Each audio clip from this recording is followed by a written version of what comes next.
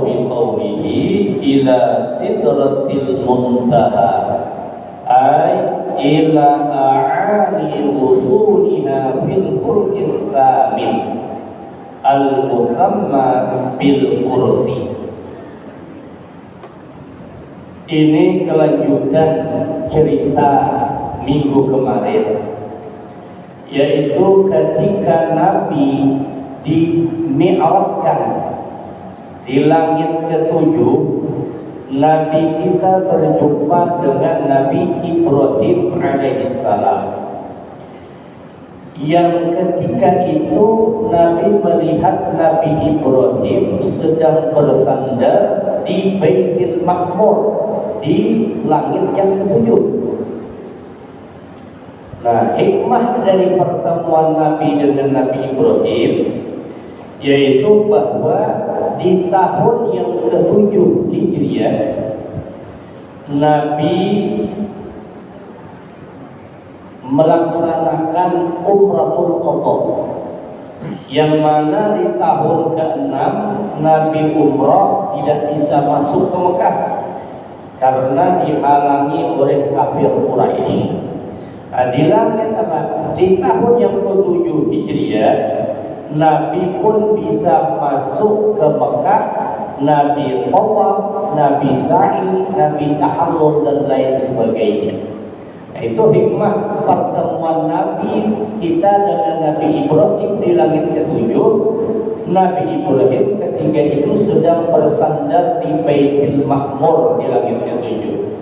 Ini hikmahnya.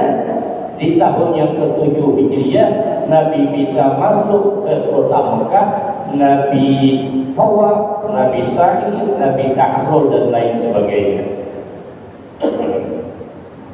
Nah, setelah Nabi bertemu dengan Nabi Ibrahim di langit yang ke-7, summa su'ida sallallahu alaihi wasallam bil mirqatis saminah. Kemudian Nabi pun dinaikkan lagi di langit ke-7, naik lagi berikutnya melalui tangga yang ke-8 ilal kursi, sampai ke kursi. Alladzi huwa min lu'lu'atin bayda. Kata Syekh Nawawi Banten, kursi itu dari mutiara yang berwarna putih. Ini yang dimaksud dari perkataan Syekh Ja'far ila sidratil muntaha, ke sidrah al-muntaha. Ay artinya ila a'ali rusuliha, ke dahan-dahan tertinggi fil fulkis samin, di tingkat tertinggi langit ke-8. Al-musamma bil kursi, yang dinamakan dengan kursi. Jadi langit ke-7, langit ke-8, di penghujung langit ke-8 itu disebut dengan kursi. Nabi sampai ke sana. Wa hadza ghayatul kifa'ihi sallallahu alaihi wasallam. Nah, ini adalah puncak ketinggian Nabi sallallahu alaihi wasallam. Wahia syajaratun nabaq. Jadi sidratul muntaha itu kata Syekh Nawawi Banten, dia syajaratun nabaq, dia adalah pohon bidara.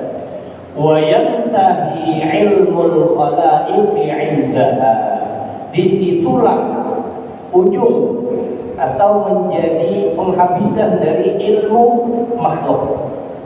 Ke atasnya hingga ke ini. Jadi batasan alam makhluk itu para malaikat tentunya itu sampai di sidratul muntaha atau kursi. Summa rufi'a 'ala al-mirqatit tasi'ah. Setelah itu kemudian Nabi dinaikkan lagi, berikutnya tangga yang ke-9. Wakila bila mirqat, ada yang mengatakan dari kursi Nabi langsung berikutnya naik lagi itu tanpa menggunakan tangga. wa huwa al-aqrab. Nah, ini yang paling dekat.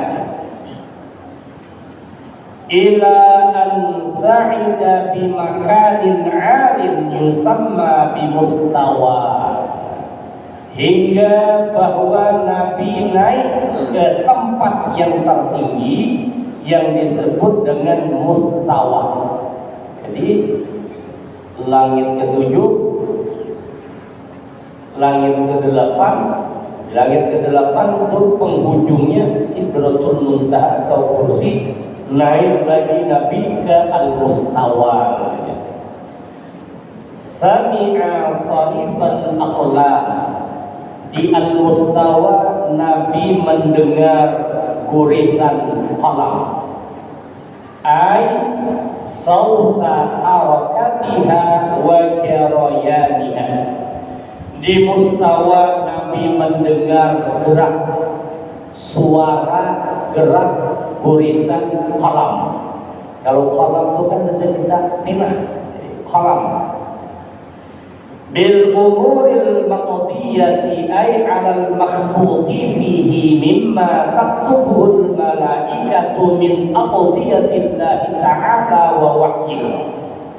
Nah, gurisan qalam itu didengar oleh Nabi di Al-Mustawa yang mencatat perkara-perkara yang sudah ditetapkan oleh Allah. Jadi yang mencatat siapa? Para malaikat mencatat ketetapan Allah dan wahyu Allah. Wa yunsakhu minal lauhil mahfuz, yang disalin dari lauh al-mahfuz, lauhil mahfuz. Jadi di langit yang ke-9, itu maksudnya langit ke-9. Langit itu kan kalau kita nyebut langit itu sebenarnya sesuatu yang tinggi gitu. Jadi arti langit itu sesuatu yang tinggi. Biasanya kita langit itu 7 lapis langit. Nah, ke atas berikutnya ada kursi, ada mustawa. Di Al-Mustawa itu Nabi mendengar gurisan gesekan qalam yang para malaikat mencatat ketetapan Allah, wahyu Allah yang disalin dari lauhil mahfuz. Wa minhu qauluhu ta'ala kulla yaumin huwa fi sya'n. Termasuklah yang disalin oleh para malaikat dari lauh mahfuz itu firman Allah dalam surah Ar-Rahman, kulla yaumin huwa fi sya'n. Tiap-tiap waktu Allah dalam keadaan menangani urusan. Kulla yaumin, tiap hari atau tiap waktu, huwa, dia Allah, fi sya'n, pada menangani atau mengurusi urusan. Kan ayat sebelumnya, yas'aluhu man fis samawati wal ardh kulla yaumin huwa fi sya'n. Meminta kepada Allah apa saja yang ada di 7 petala langit dan bumi. Jadi apa saja, ada tunggal manusia dan jin, apa saja meminta kepada Allah. Jadi wa kulla yaumin huwa fi sya'n. Jadi kulla yaumin huwa fi sya'n. Tiap-tiap waktu Allah Ta'ala menangani urusan. Maksud urusan di situ, yang meminta kepada Allah itu bukan kita di sini aja, seluruh dunia. Bahkan kalau dihitung-hitung tidak ada waktu tanpa ada yang meminta. Sedunia kan meminta kepada Allah. Masing-masing permintaan berbeda-beda, dan bukan hanya bangsa manusia aja yang meminta. Apa saja meminta kepada Allah. Nah, ketika itu Allah senantiasa menangani urusan itu, maksudnya Ada hamba yang meminta kepada Allah ampunan, Allah ampuni. Ada yang meminta disehatkan badan, Allah sehatkan. Pokoknya semua apa yang ada di 7 petala langit dan bumi itu meminta kepada Allah. Berarti setiap detik, bukan berdetik lagi tuh.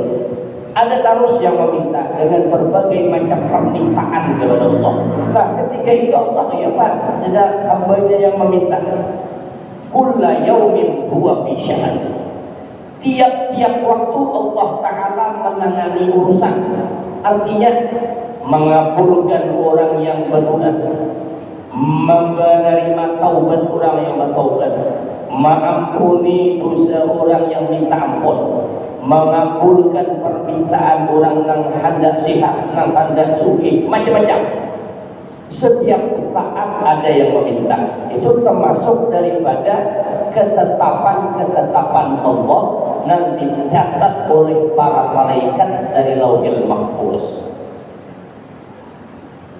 Jadi istilah kita tuh, kita ini meminta kepada Allah setiap saat, setiap detik. Allah siap siaga, itulah siap siaga menampung, mengabulkan permintaan dari hamba-hambanya. Lain halnya kalau Tuhan yang lain. Jadi dalam kisah Nabi Yusuf itu kan Siti Zulaikha itu berbagai macam cara dan hendak menaklukkan hati Nabi Yusuf. Tapi kita mau Nabi Yusuf kadang-kadang ditaklukkan, di penjara, sudah macam-macam cara hendak menaklukkan Nabi Yusuf, tapi Siti Zulaikha tidak bisa. Sampai malam gak ada keguringan, Siti Zulaikha pikirkan apa caranya Nabi Yusuf ini. Akhirnya di tengah malam Siti Zulaikha datanglah ke Kuwait, tempat peribadahan. Di situ banyak patung-patung berjejer. Makanya Nabi Yusuf alaihissalam itu berpisah dengan Yakub karena memang Nabi Yusuf itu diutus untuk Mesir, di Mesir. Yang ketika itu udah ratusan tahun, bahkan hampir ribuan tahun menyembah patung berhala. Termasuklah ketika itu Zulaikha-nya juga. Akhirnya Siti Zulaikha masuk ke Kuwait, banyak patung, dan di situ ada satu patung yang diistimewakan. Patungnya disebut dengan patung Amun. Nah, jadi dewa Amun, sesembahan orang Mesir dahulu di zaman Nabi Yusuf, ada namanya dewa Amun. Disitulah Siti Zulaikha berdoa meminta kepada dewa Amun tengah malam agar supaya hati Nabi Yusuf ini tunduk dengan keinginan Siti Zulaikha. Ketika sibuk berdoa, datanglah pendeta kuil. Ujar pendeta kuil, wahai tuan atau nyonya Zulaikha, kenapa nyonya berdoa tengah malam? Kalau hendak berdoa, ujar pendeta tuh esok pagi. Masalahnya tengah malam ini jiwa kita lihat kuing. Kalau hendak berdoa, lihat kuing. Itulah sangkingnya tuh pada masa itu tuh. Tahu pada patung, jangan kan hendak kuing yang lebih bisa. Memang nggak ada apa-apa. Cuman ujar pendeta penjaga kuil, mau hendak berdoa esok aja. Tuhan kita lagi istirahat. Jadi kadang-kadang ngabulkan Tuhan, mau hendak esok pagi berdoa. Nah itulah sesembahan selain Allah. Kalau Allah Ta'ala memang kulla yaumin huwa fi sya'an. Setiap saat Allah Ta'ala senantiasa menangani urusan.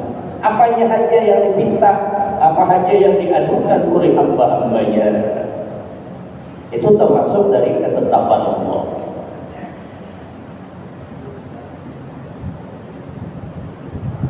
Wa fi fi nuskhatin sarira bira'aini wa huwa ashhar bil lughah.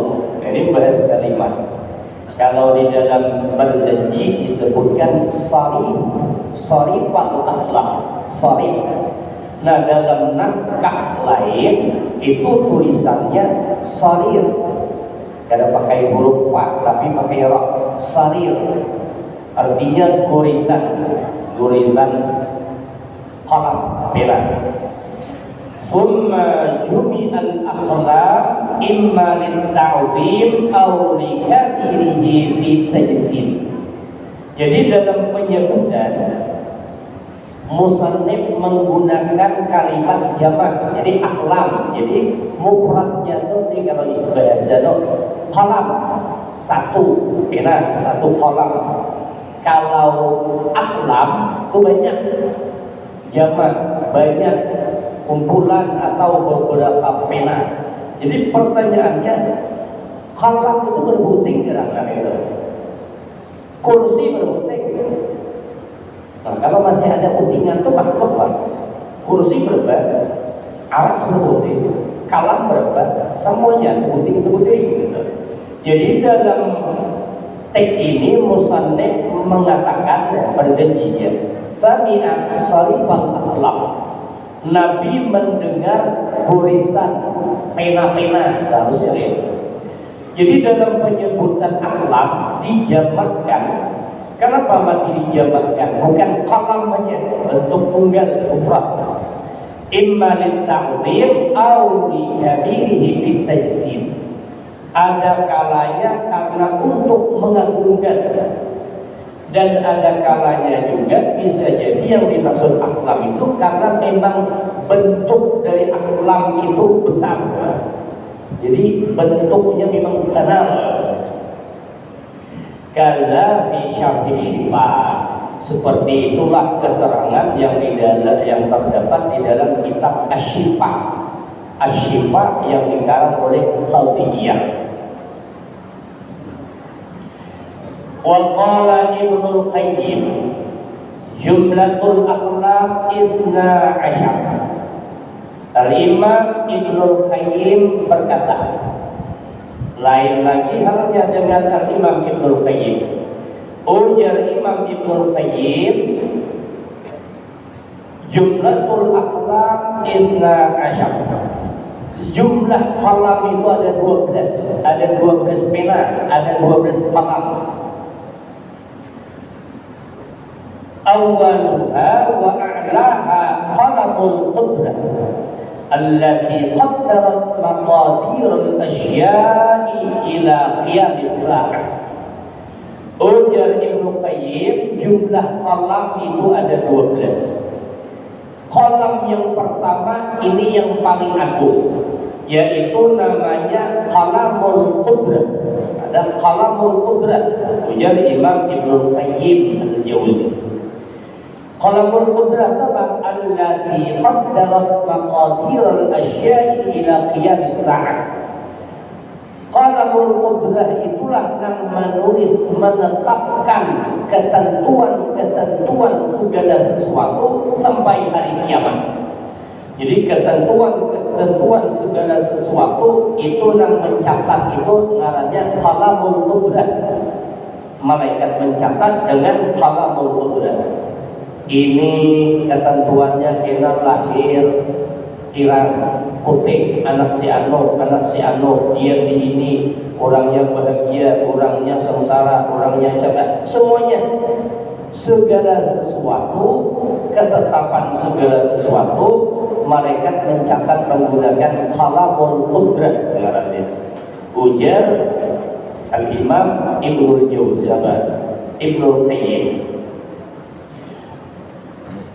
Wa qala ba'duhum huwa al-qalamul ladzi aqsama Allahu bihi fil Qur'an. Ada sebagian ulama mengatakan qalamul qudrah inilah qalam yang mana Allah jadikan alat untuk bersumpah. Dan dalam Al-Qur'an ada Allah bersumpah, Nun wal qalami wa ma yasturun. Nun wa ma yasturun, dan apa saja yang para malaikat tulis. Jadi alat untuk bersumpah. Wal qalami wa ma yasturun. Jadi kalam yang Allah buat untuk bersumpah di dalam Al-Quran, itulah namanya kalamul qudrat, kata sebagian ulama. Dan dalam Al-Quran banyak Allah Ta'ala bersumpah. Wasyamsi wa duhaha, demi matahari dan cahayanya. Wati wa zaitun, demi buah tin dan buah zaitun. Wal asr, demi masa itu sumpah Allah. Ada juga Allah Ta'ala bersumpah. Nur wal qalami wa ma yasturun. Nur, demi qalam dan apa yang ditulis oleh para malaikat. Jadi qalam yang dimaksud di situ, kata sebagian ulama, itulah namanya qalamul qudrat, yang mencatat qadar, ketetapan segala sesuatu. Saniha qalamul wahyi. Yang kedua ada namanya qalamul wahyi, berarti qalam untuk malaikat menulis wahyu. Salisuha qalamut tauqi' minallahi wa rasulih. Yang ketiga namanya qalamut tauqi', qalam penanda dari Allah dan Rasulnya. Wa rabi'uha qalamut tibbil abdan. Yang keempat ada namanya qalam tibbil abdan, obat badan. Si anu gering dalam penyakit, udah kesana kemari kemana-mana obat. Pokoknya kada tunggal di Pekanbaru, di Jakarta sampai luar negeri, kada ampe-ampe. Sekalinya berobat di rumah empe. Nah itu kalau tibbil abdan dalam catatannya. Kan ada juga orang ini kadang nyaman, ya belum ketemu jodohnya, ya tuh kemana-mana berobat, kada ampe. Belum ketemu jodohnya. Sekali kada tanggal di rumah empe. Bayang empe 50.000 euro, sedangkan berobat kemana-mana sampai ratusan juta. Jadi sekali ada nang niup sampai 50 juga, itu terlalu. Jadi yang parah kada terlihat lagi. Khamisuha qalamu tawqi'il muluki wa nawabihim li siyasatil mulk. Qalam yang kelima, kata Ibnu Qayyim, adalah qalam penanda para raja, wakil-wakil raja untuk siasat raja. Artinya qalam penanda para raja, para wakil-wakil raja untuk menulis siasat-siasat raja. Sadisuha qalamul arzaq. Qalam yang keenam namanya qalamul arzaq. Wa dhabital amwala wa maqadiraha bil hisab. Qalamul arzaq itu menulis harta, kadar hitungan harta. Jadi qalamul arzaq itu menulis harta-harta serta menghitung kadar ukuran berapa bulan. Si anu bin si anu hartanya sekian, dan si anu seini itu qalamul arzaq. Ini kan intinya qalam itu menulis ketetapan Allah sampai hari kiamat. Sabiuha qalamun tanfizul ahkami wal qadaya wal huquqi. Qalam yang ketujuh itu adalah qalam untuk melaksanakan hukum-hukum, keputusan dan hak-hak. Saminuha qalamus syahadat. Qalam yang kedelapan qalam syahadat namanya. Lihifzil huquqi wa nahwiha. Qalam syahadatnya untuk menjaga hak-hak dan seumpamanya. Tasi'uha qalamu wahyil manami li ta'birir ru'ya. Qalam yang ke-9 itu namanya qalam wahyu saat tidur, li ta'birir ru'ya, untuk menafsirkan mimpi. Jadi ada qalam wahyu saat tidur untuk mentakdirkan atau menafsirkan mimpi. Kan para nabi banyak yang bermimpi-mimpi. Ini mimpinya, tafsirannya ini mimpinya, ini penafsiran. Mau kita kada ahli di tafsir mimpi. Nah, bahkan kita juga dilarang untuk menafsirkan mimpi. Kalau memang kita bukan ahlinya, apalagi kawan bermimpi, jangan hendak menafsirkan mimpi kawan. Ada kawan bermimpi umpama nyebrang laut, lalu ada yang menafsirkan menurut penafsiran mimpi dilewas lagi mati, kalau dia boleh. Jadi dia boleh menafsirkan mimpi orang itu, kecuali orang itu minta tafsirkan. Nah, jadi ada namanya qalam wahyu saat tidur untuk menafsirkan mimpi.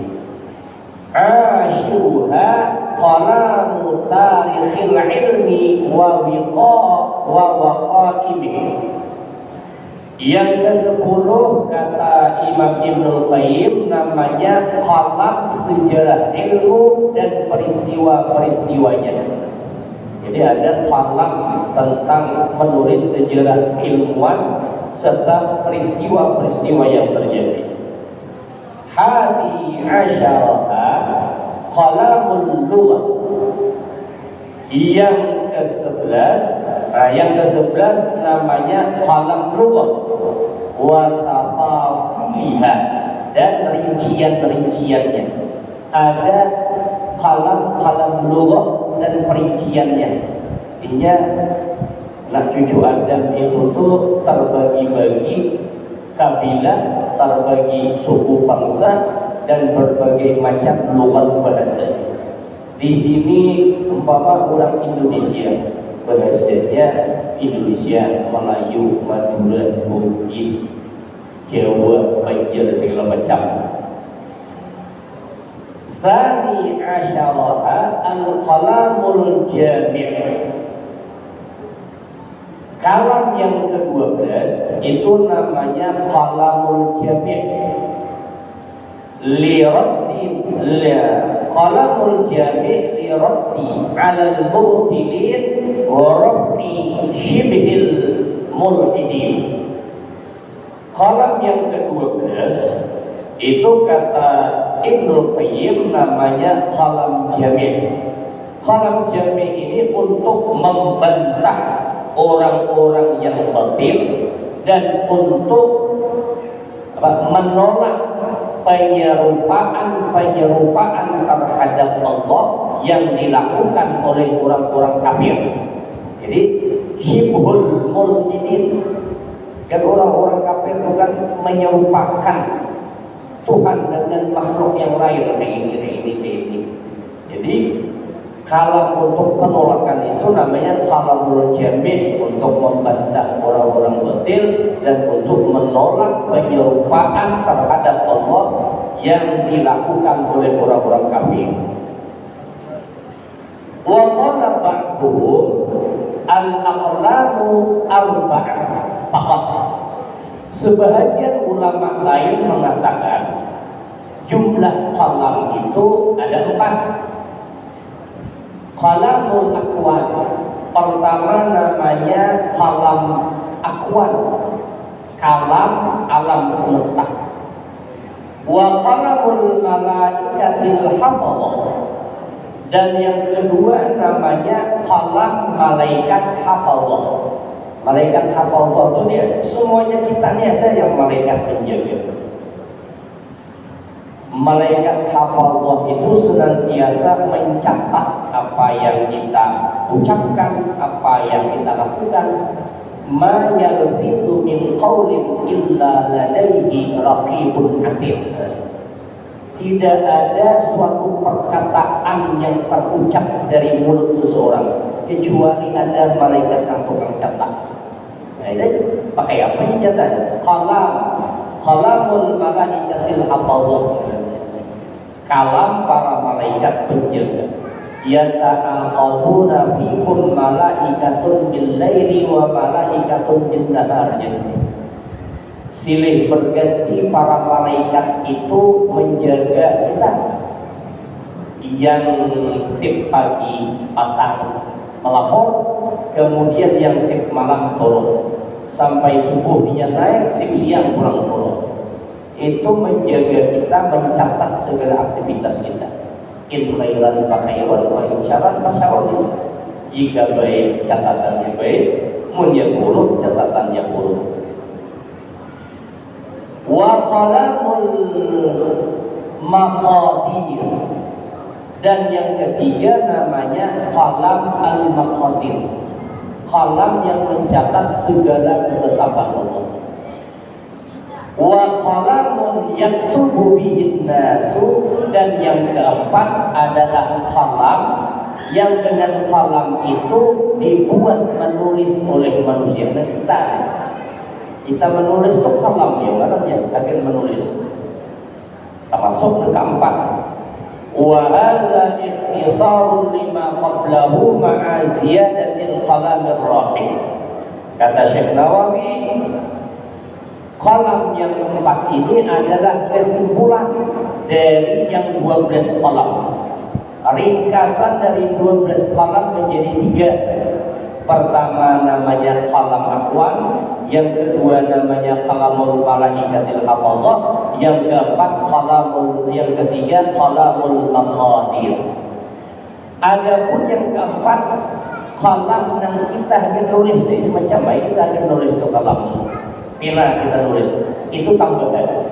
Li'annahu laisa min aqlamil malaikat. Karena kalam yang keempat ini kata Syekh Nawawi itu bukan kalam para malaikat yang dengan itu mereka menulis, tapi yang keempat ini adalah kalam pena di mana manusia menggunakan untuk menulis. Jadi yang intinya di langit ketujuh Nabi naik lagi sampai ke Sidratul Muntaha, Arash, kemudian langsung naik lagi ke Al-Mustawa. Kalau di kitab-kitab lain itu banyak lagi indah Mustawa, ada ngaranya Arab, terus baca-baca. Kalau di sini Mustawa. Intinya ketika Nabi berada di Mustawa, Nabi mendengar gorisan kalam. Artinya para malaikat yang menulis segala ketetapan-ketetapan Allah hingga hari kiamat itu terdengar bisikan tulisan kalam itu ketika Nabi dimi'rajkan sampai di Mustawa. Kemudian ada pun masalah kalam, itu perbedaan pendapat ulama. Ada yang menyebutkan kalam itu satu iman. Lalu kenapa di dalam bentuk lafaz jamak di sini? Karena menunjukkan keagungan dan besar bentuknya.